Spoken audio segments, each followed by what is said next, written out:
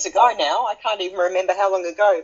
Well, I mentioned to you at the outset it was 36 years ago since it debuted in London. From recollection, I think that was about 1986, and I believe it made it to, I think it was the Regent, about 1990. That's without looking at any notes or Googling it. This is a new production, Cameron McIntosh's new production, and it works a treat. It is such a masterful piece of work. The hairs on the back of my neck were standing up on Friday night. It was just magnificent. And there's just, for those people who may not have seen it or seen, there's a film version as well. I think that was, 2000 and around about 4, was it? Something of that nature. Anyway, the story goes that there's a prologue involving a Paris Opera House auction set in 1919. And then the story turns to events at the Grand Opera, the Paris Opera, in 1881. So as the cast is preparing for a new production of Hannibal, the Opera House manager announces his retirement. For a number of years, accidents have been happening regularly at the theatre, and now there is another near miss, which is blamed on the opera ghost. The resident soprano, Carlotta, storms out, and rather than cancel a sold-out performance and season, a young chorus girl with a well-trained golden voice called Christine Day steps in. The opera's new patron, Raoul, recognises Christine from their childhood and begins to woo her.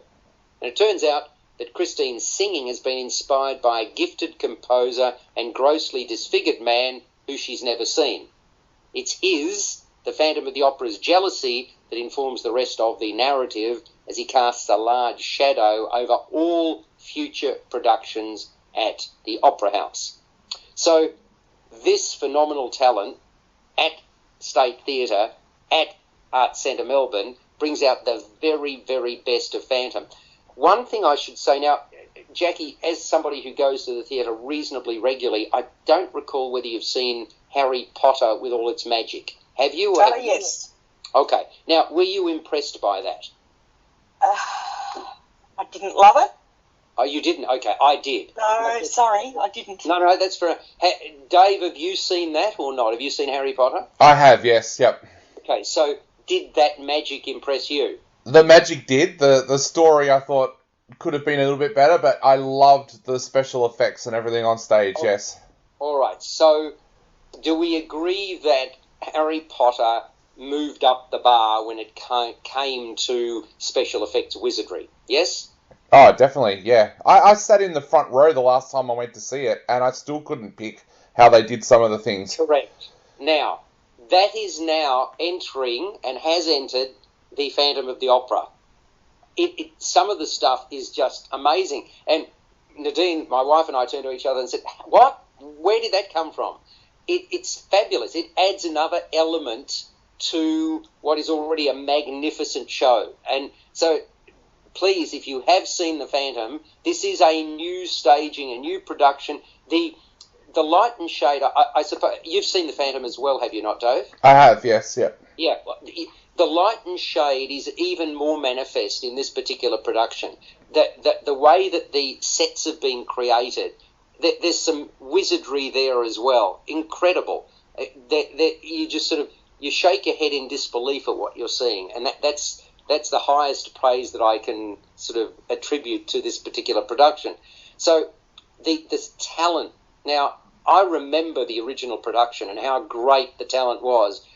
This is every bit as good. And there's, Dave, again, to bring football into it, which I hadn't for a couple of weeks because you weren't here last week, do you recall the woman who sang the national anthem at the 2021 grand final? Do you have any recollection of her at all? I do, yes, yep. And how highly praised she was for her efforts? Yep. She's the star of the Phantom of the Opera. Okay. She's played for the royal family. She was the star of the show in the West End production of this show as well, and she is at the forefront of this one. She plays Christine Day, and she's an Australian-American soprano called Amy Manford. I think she's 29 years of age.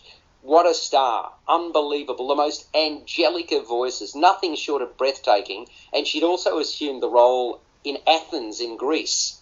So, and then Josh Pitterman, I've seen a lot of him. The timbre in his voice, in his pipes, the angst he displays in the titular role, which he's also played to critical acclaim in the West End, captivating. Just extremely impressive. Blake Bowden impresses as Raoul. The confrontational scene where he, Manford and Pitterman cross paths and sing their lungs out is one of the musical's many, many highlights.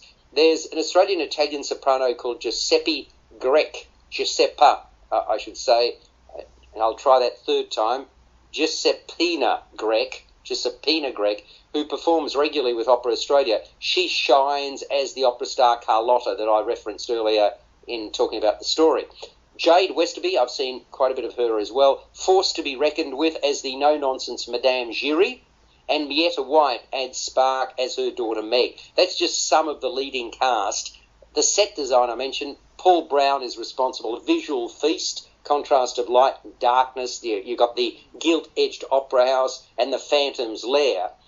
The appearance of steps from out of nowhere as the Phantom leads Christine to his quarters via gondola and fog, a stroke of genius. It really is. You sort of, again, wow, how did they do that? We've talked about the pyrotechnics and how they play a significant part in proceedings, as do the special effects. So this production of the Phantom of the Opera is fiery, both figuratively and literally. The choreography, Scott Ambler has his hands full with scenes involving the full cast. He's done a wonderful job. Costuming is opulent and plentiful, sort of a tableau of creativity, I'd call it, by Maria Bjornsson. And this Phantom would not be as great as it is without the efforts of the lighting designer, Paul Constable, and sound designer, Mick Potter. So all of it comes together, directed by Lawrence Connor, mesmerising production, a theatrical triumph of the highest order. It's playing at State Theatre Arts Centre, Melbourne. Brilliant venue. Opening night was black tie. It was great to see people dolled up. Really was. I mean, you don't get that very often at the theatre these days, but when you go and you see it, there's something extra special about it. Got a lot of verve, a lot of just sheer enjoyment, and you could tell because people were talking about it in tones that there was adulation for this show, as well there should be. The Phantom of the Opera playing until the 5th of February. Jackie, are you seeing this version or not? Will I see it? Oh, no, I'll see how it goes. Okay, see how it goes. Dave, are you intending or? I am, yes, yep. Fantastic. I can't imagine anybody could possibly be disappointed.